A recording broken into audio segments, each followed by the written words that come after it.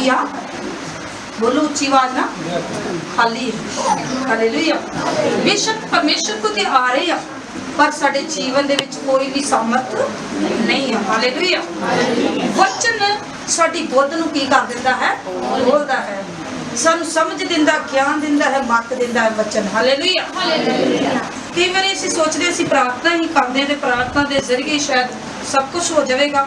Hallelujah. प्रार्थना दे जरिए हो ते जाएगा पर जे साडे विच कीमती वचन ही होएगा नहीं ते एक दिन शैतान आएगा ते सानू नाश कर देवेगा। हालेलुया। और अज वेखांगे भी जिहड़े किन्ने लोक आ, मैं पिछले हफ्ते भी दस्सिया सी, किन्ने लोक आ जिहड़े परमेश्वर विच लॉकडाउन दे विच भी बने रहे। हालेलुया। हालेलुया। इस करके मैं दसांगी क्योंकि चर्च नूं हर एक चीज दी की आ जरूरत है, चर्च नूं हर एक चीज दी लोड़ है। हालेलुया। जिस कलीसिया ना पूरी करेगी ते चर्च दा काम उत्थे ही रुकिया रहेगा। हालेलुया।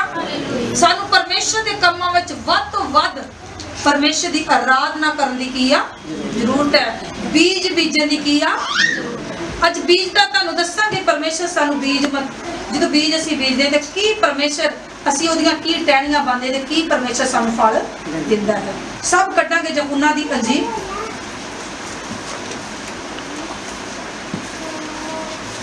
15 दी पहली तो पढ़ के दसांगे। मैं सच्ची अंगूर दी बेल हां। हालेलुया। अज ध्यान दे नाल सिर्फ 15 मिनट दा वचन होएगा, 10 चाहे 15।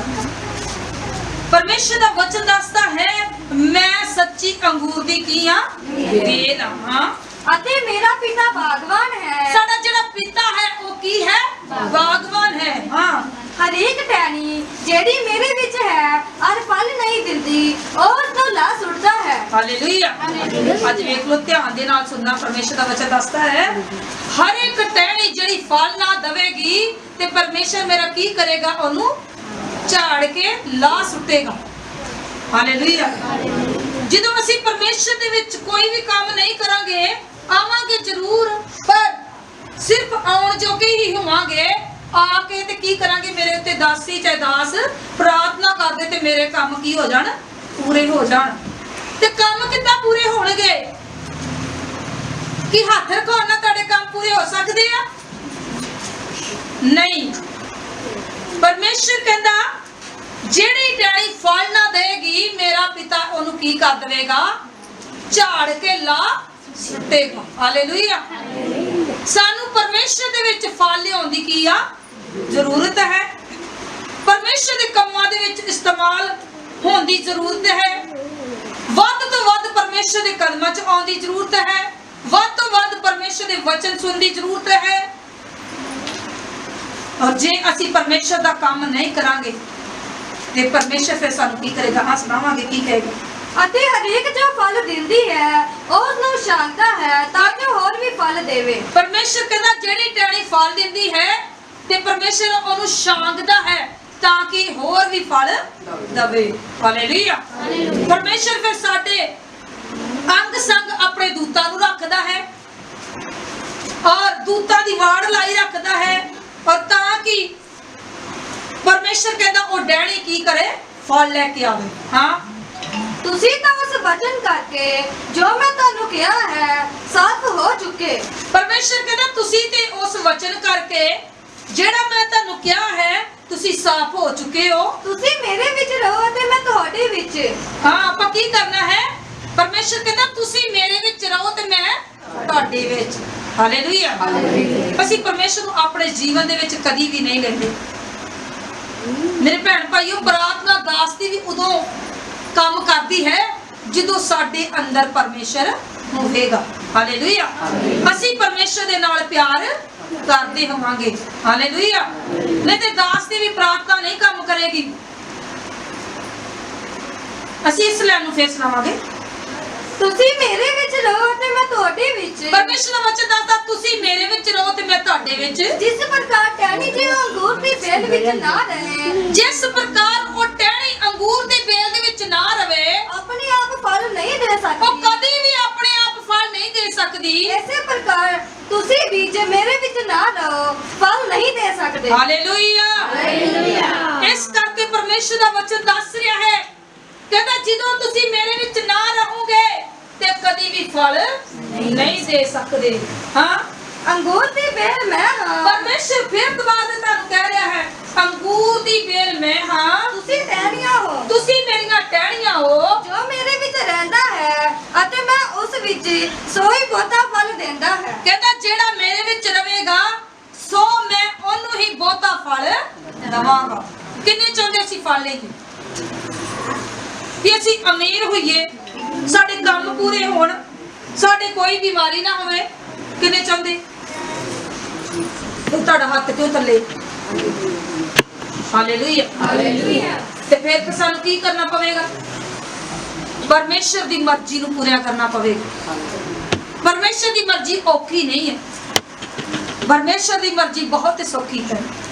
ਜੇ ਅਸੀਂ ਚਾਹੁੰਦੇ ਹਾਂ ਕਿ ਸਾਡਾ ਜੀਵਨ ਬਚਾਇਆ ਜਾਵੇ, ਸਮਾਂ ਬਹੁਤ ਭਿਆਨਕ ਆਉਣ ਵਾਲਾ ਹੈ, ਤੁਸੀਂ ਕਦੇ ਵੀ ਬਚਾਏ ਨਹੀਂ ਜਾ ਸਕਦੇ ਤੇ ਜੇ ਪਰਮੇਸ਼ਰ ਦੇ ਵਿੱਚ ਨਾ ਬਣੇ ਰਹੋਗੇ। ਹਾਲੇਲੂਇਆ। ਹਾਂ, ਸੁਣਾਵਾਂਗੇ ਅੱਗੇ। ਕਿਉਂ ਜੋ ਮੇਥੋਂ ਵੱਖਰੇ ਹੋ ਕੇ ਤੁਸੀਂ ਕੁਝ ਨਹੀਂ ਕਰ ਸਕਦੇ। ਕਹਿੰਦਾ ਜਦੋਂ ਤੁਸੀਂ ਮੇਰੇ ਤੋਂ ਵੱਖਰੇ ਹੋ ਕੇ ਕਦੀ ਵੀ ਕੁਝ ਨਹੀਂ ਕਰ ਸਕਦੇ। ਜੇ ਕੋਈ ਮੇਰੇ ਵਿੱਚ ਨਾ ਰਹੇ ਜੇ ਕੋਈ ਮੇਰੇ ਵਿੱਚ ਨਾ ਰਵੇ ਤਾਂ ਉਹ ਟਹਿਣੀ ਦੀ ਨਿਆਈ ਬਾਹਰ ਸੁੱਟਿਆ ਜਾਂਦਾ ਹੈ। ਜਿੱਦਾਂ ਟਹਿਣੀ ਇੱਕ ਦਰਖਤ ਹੁੰਦਾ ਹੈ, ਜਦੋਂ ਉਹ ਸੁੱਕ ਜਾਂਦਾ ਹੈ ਤੇ ਅਸੀਂ ਕਿਸ ਕੰਮ ਉਹਨੂੰ ਇਸਤੇਮਾਲ ਕਰਦੇ ਹਾਂ? ਬੋਲੋ, ਅੱਗ ਦੇ ਵਿੱਚ। ਹਾਂ, ਇਹ ਫਿਰ ਸੁਣਾਓ। ਜੇ ਕੋਈ ਮੇਰੇ ਵਿੱਚ ਨਾ ਰਹੇ ਤਾਂ ਉਹ ਟਹਿਣੀ ਦੀ ਨਿਆਈ ਬਾਹਰ ਸੁੱਟਿਆ ਜਾਂਦਾ। ਪਰਮੇਸ਼ਰ ਕਹਿੰਦਾ ਜਿਹੜਾ ਮੇਰੇ ਵਿੱਚ ਨਾ ਰਵੇਗਾ ਫਿਰ ਉਹ ਟਹਿਣੀ ਦੀ ਨਿਆਈ ਉਹਨੂੰ ਬਾਹਰ ਸੁੱਟਿਆ ਜਾਵੇਗਾ ਅਤੇ ਸੁੱਕ ਜਾਂਦਾ ਹੈ। ਉਹ ਫਿਰ ਸੁੱਕ ਜਾਵੇਗਾ। ਲੋਕ ਉਹਨਾਂ ਨੂੰ ਇਕੱਠਿਆਂ ਕਰਕੇ ਅੱਗ ਵਿੱਚ ਝੋਕਦੇ ਹਨ। ਫਿਰ ਉਹਨੂੰ ਲੋਕ ਕੀ ਕਰਦੇ ਹੈ? ਇਕੱਠਿਆਂ ਕਰਕੇ ਅੱਗ ਵਿੱਚ ਝੋਕ ਦਿੰਦੇ ਹੈ ਅਤੇ ਉਹ ਸਾੜੀਆਂ ਜਾਂਦੀਆਂ ਹਨ। ਫਿਰ ਉਹ ਕੀ ਜਾਂਦੀਆਂ ਨੇ? ਇਦਾਂ ਹੀ ਤੁਹਾਡੀਆਂ ਰੂਹਾਂ। ਹਾਲੇਲੂਇਆ। ਮੇਰੇ ਭੈਣ ਭਾਈਓ, ਧਿਆਨ ਦੇ ਨਾਲ ਸੁਣਨਾ ਹੈ। ਜਦੋਂ ਅਸੀਂ ਵਚਨ ਪੜ੍ਹਦੇ ਸਾਡੇ ਅੱਖਾਂ ਦੇ ਵਿੱਚ ਆਂਸੂ ਆਉਂਦੇ। ਇਹ ਜਿਹੜੀ ਪਰਮੇਸ਼ਰ ਦੀਆਂ ਸਿੱਕੀਆਂ ਟਹਿਣੀਆਂ। ਹਾਲੇਲੂਇਆ। ਪਰਮੇਸ਼ਰ ਸਾਡਾ ਬਾਗਵਾਨ ਪਰਮੇਸ਼ਰ, ਉਹ ਸੱਚੀ ਅੰਗੂਰ ਦੀ ਕੀ ਆ? ਬੇਲ ਹੈ। ਹਾਲੇਲੂਇਆ। ਜੇ ਅਸੀਂ ਪਰਮੇਸ਼ਰ ਵਿੱਚ ਵੀ ਆਣ ਕੇ ਅੱਗ ਦੇ ਵਿੱਚ ਝੋਕੇ ਜਾਵਾਂਗੇ ਤੇ ਉਹਦਾ ਕੋਈ ਵੀ ਫਲ ਨਹੀਂ ਹੈ। ਹਾਲੇਲੂਇਆ। ਚਾਹੁੰਦੇ ਕੋਈ ਨਰਕ ਵਿੱਚ ਜਾਣਾ? ਬੋਲੋ, ਕੋਈ ਚਾਹੁੰਦਾ ਨਰਕ ਵਿੱਚ ਜਾਣਾ? ਜੇ ਮੇਰੇ ਭੈਣ ਭਾਈ ਸਵਰਗ ਵਿੱਚ ਜਾਣਾ ਚਾਹੁੰਦੇ ਹੋ ਤੇ ਫਿਰ ਤੁਹਾਨੂੰ ਪਰਮੇਸ਼ਰ ਦੀ ਮਰਜ਼ੀ ਨੂੰ ਕੀ ਕਰਨਾ ਪਵੇਗਾ? ਅੱਜ ਮੈਂ ਦੱਸਣਾ ਚਾਹੁੰਦੀ ਹਾਂ, ਧਿਆਨ ਦੇ ਨਾਲ ਸੁਣਨਾ ਹੈ। ਲੋਕ ਕੀ ਕਰਦੇ ਹੈ? ਆਪਣੀ ਮਰਜ਼ੀ ਹੈ ਤੇ ਸੱਜੇ ਵੀ ਮੁੜ ਜਾਵਾਂਗੇ, ਆਪਣੀ ਮਰਜ਼ੀ ਹੈ ਤੇ ਖੱਬੇ ਵੀ ਮੁੜ ਜਾਵਾਂਗੇ ਤੇ ਫਿਰ ਤੁਸੀਂ ਕਦੇ ਵੀ ਫਲ ਲਿਆ ਕੇ ਨਹੀਂ ਆ ਸਕਦੇ। ਹਾਲੇਲੂਇਆ। ਇੱਕ ਸਮਾਂ ਹੈ, ਇੱਕ ਬੀਜਣ ਦਾ ਸਮਾਂ ਹੁੰਦਾ ਹੈ ਤੇ ਇੱਕ ਵੱਢਣ ਦਾ ਸਮਾਂ ਹੁੰਦਾ ਹੈ। ਸਮੇਂ ਦੇ ਨਾਲ ਅਸੀਂ ਪਰਮੇਸ਼ਰ ਦੇ ਨਾਲ ਚੱਲਦੇ ਹਾਂ। ਹਾਲੇਲੂਇਆ। ਜਦੋਂ ਕਿਹਾ ਜਾਂਦਾ ਹੈ ਸ਼ਬਦ ਦੇ ਦਿਨ ਨੂੰ ਪਾਕ ਪਵਿੱਤਰ ਜਾਣੋ, ਸ਼ਬਦ ਦੇ ਦਿਨ ਨੂੰ ਪਵਿੱਤਰ ਜਾਣੋ। ਹਾਲੇਲੂਇਆ। ਅਸੀਂ ਕੀ ਕਰਦੇ ਹਾਂ? ਕਮਰੇ 'ਚ ਕਰਦੇ ਸਾਰਿਆਂ ਨੂੰ ਅਸੀਂ ਕੀ ਕਰਦੇ ਹਾਂ? ਔਰ ਜਦੋਂ ਸਾਨੂੰ ਕੋਈ ਵੀ ਪਰੇਸ਼ਾਨੀ ਆਉਂਦੀ ਹੈ ਤੇ ਸਾਨੂੰ ਘੁਟਨੇ ਟੇਕਣ ਦੀ ਕੀ ਆ? ਜ਼ਰੂਰਤ ਹੈ। ਕੀ ਕਰਨ ਦੀ ਜ਼ਰੂਰਤ ਹੈ? ਧਿਆਨ ਦੇ ਨਾਲ ਸੁਣਨਾ ਹੈ। ਇਹ ਨਹੀਂ ਪ੍ਰਭੂ ਦੀ ਦਾਸੀ ਆਵੇ 5 ਮਿੰਟ ਬਾਅਦ ਪ੍ਰਾਰਥਨਾ ਕਰਦੇ, ਦਾਸ ਆਵੇ 5 ਮਿੰਟ ਬਾਅਦ ਪ੍ਰਾਰਥਨਾ ਕਰਦੇ। ਭਾਈ ਏਦਾਂ ਤੇ ਫਿਰ ਡਾਕਟਰ ਕੋ ਜਦੋਂ ਅਸੀਂ ਗੋਲੀ ਖਾਂਦੇ ਆ ਸਿਰ ਪੀੜ ਦੀ, ਸਾਡੀ ਮਰਜ਼ੀ ਹੋਏ ਸਿਰ ਪੀੜ ਹੋਏ ਤੇ ਭੱਜ ਕੇ ਕੀ ਜਾਂਦੇ ਡਾਕਟਰ ਦੇ ਕੋਲ ਤੇ ਗੋਲੀ ਫਿਰ ਸਾਨੂੰ ਕੀ ਲੱਗ ਜਾਂਦੀ ਹੈ? ਹਾਲੇਲੂਇਆ। ਗੋਲੀ ਕੀ ਕਰਦੀ ਆ? ਜਿੰਨਾ ਚਿਰ ਗੋਲੀ ਨਾ ਖਾਵਾਂਗੇ ਤੇ ਉਹਨਾਂ ਚਿਰ ਦਰਦ ਨਹੀਂ ਹਟਦੀ। ਹਾਲੇਲੂਇਆ। ਸਾਨੂੰ ਕੀ ਕਰਨਾ ਪਵੇਗਾ? ਕਿ ਸ਼ਬਦ ਦਾ ਦਿਨ 6 ਦਿਨ ਕੰਮ ਕਰੋ ਤੇ 7ਵੇਂ ਦਿਨ ਯਿਸੂ ਮਸੀਹ ਦੇ ਘਰ ਆਓ। ਹਾਲੇਲੂਇਆ।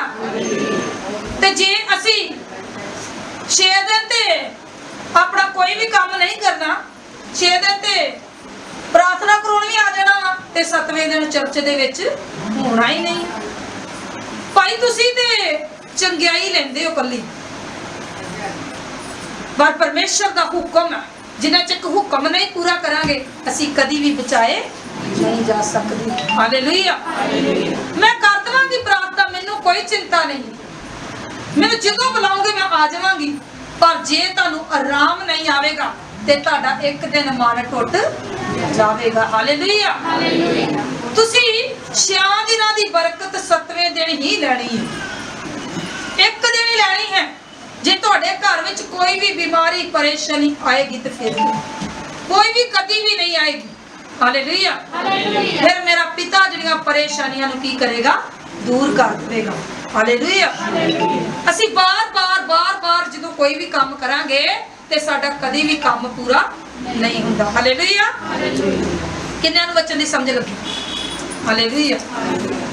ਔਰ ਮੈਂ ਦੱਸਣਾ ਚਾਹੁੰਦੀ ਹਾਂ ਕਿ ਪਰਮੇਸ਼ਰ ਦਾ ਵਚਨ ਸਮਾਂ ਘੱਟ ਹੈ, ਤੁਹਾਡੀਆਂ ਜ਼ਿੰਦਗੀਆਂ ਵਿੱਚ ਕੰਮ ਕਰੇ, ਤੁਹਾਡੀਆਂ ਬੋਡੀਆਂ ਵਿੱਚ ਕੰਮ ਕਰੇ, ਉੱਕੇ ਤੇ ਫਲ ਲੈ ਕੇ ਆਵੇ। ਕਿਉਂਕਿ ਵਚਨ ਤੇ ਬਹੁਤ ਹੀ ਲੰਮਾ ਹੈ ਔਰ ਅਸੀਂ ਸਮੇਂ ਦੇ ਨਾਲ ਹੀ ਚੱਲਾਂਗੇ। ਹਾਲੇਲੂਇਆ। ਔਰ ਮੈਂ ਦੱਸਣਾ ਚਾਹੁੰਦੀ, ਕਈ ਚਰਚ ਦੇ ਕੰਮ ਹੈ ਜਿਹੜੇ ਲੋਕਡਾਊਨ ਨੂੰ 4 ਮਹੀਨੇ ਹੋ ਗਏ ਹੈ, ਜਿਹੜੇ ਕੰਮ ਚਰਚ ਦੇ ਸਾਰੇ ਹੀ ਰੁਕੇ ਹੋਏ। ਹਾਲੇਲੂਇਆ। ਕਿੰਨੇ ਤਿਆਰ ਹੈ ਪਰਮੇਸ਼ਰ ਦੀ ਸੇਵਾ ਕਰਨ ਵਾਸਤੇ? ਹਾਲੇਲੂਇਆ। ਜਿਹਨੇ ਨਹੀਂ ਕਰਨੀ ਕੋਈ ਗੱਲ ਨਹੀਂ, ਹੱਥ ਕਰ ਲੋ, ਉੱਤੇ ਕੁਝ ਨਹੀਂ ਹੋਗਾ। ਹਾਲੇਲੂਇਆ।